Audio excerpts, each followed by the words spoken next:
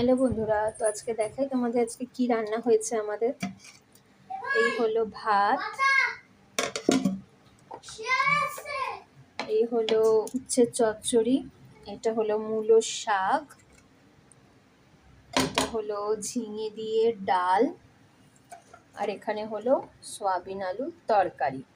তো এই হলো আজকে আমাদের নিরামিষ খাবার, কেননা আজকে হচ্ছে নিরামিষ এবং আমার শাশুড়ি মায়ের হচ্ছে একাদশী।